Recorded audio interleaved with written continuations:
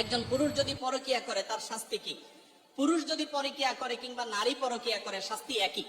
মনে রাখবেন, আল্লাহর জমিনে সবচেয়ে ভয়াবহ অপরাধ, যেই অপরাধের শাস্তি সবচেয়ে জঘন্য, সেটা হলো এই পরকিয়া। অর্থাৎ বিবাহিত পুরুষ এবং নারী যদি হারাম সম্পর্কে লিপ্ত হয় তাদের শাস্তি সবচেয়ে ভয়াবহ। কেন শাস্তি ভয়াবহ জানেন? এক সময় আমি গত কিছুদিন আগে বাংলাদেশে এক ভাইকে থাইল্যান্ডে দেখা হয়েছে, অনেক বয়স।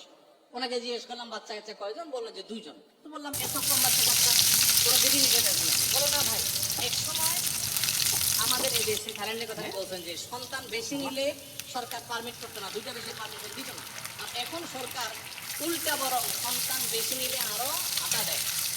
একই সমস্যা চায়নাতে, চাইনিজরা বিয়েকে মানে সন্তান গ্রহণ করার ক্ষেত্রে অনেক কড়াকড়ি করেছে। এখন বর্তমানে চাইনিজ সরকার পাগল করা হয়ে যাচ্ছে, কারণ জেনারেশন গ্যাপ তৈরি হচ্ছে, সন্তান কেউ নিচ্ছে না।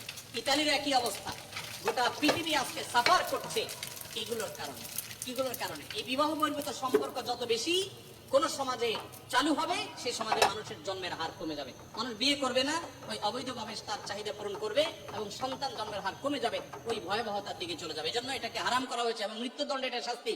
কোন স্বামী কোন স্ত্রী যদি পরকীয়া লিপ্ত হয়, আল্লাহর জমিনে সে সবচেয়ে বড় অপরাধী। শিরকের পর যে বড় অপরাধগুলো তার মধ্যে থেকে একটা। অতএব এখান থেকে বেরিয়ে আসতে হবে আল্লাহর ভয় এবং তাদেরকে নসিহত করতে হবে। নবী সাল্লাল্লাহু আলাইহি সাল্লাম পরকীয়ায় যারা আসক্ত বা অন্যের মানে একজন পুরুষ হয়ে নারীর প্রতি, নারী হয়ে অন্য পুরুষের প্রতি যারা আসক্ত, তাদেরকে বলেছেন তোমার স্বামীর কাছে, তোমার স্ত্রীর কাছে যা আছে অন্য নারী বা অন্য পুরুষের কাছে একই জিনিস আছে, ভিন্ন কিছু নয়। অতএব শয়তান তোমাকে বুঝায় না তুমি ওখানে গেলে সুখ পাবা, শান্তি পাবা। অতএব এগুলো থেকে আমাদের বেরিয়ে আসতে হবে। এরপরে প্রশ্ন হলো, ফুফাতো বোন খালাতো বোনকে বিয়ে করা জায়েজ আছে কিনা?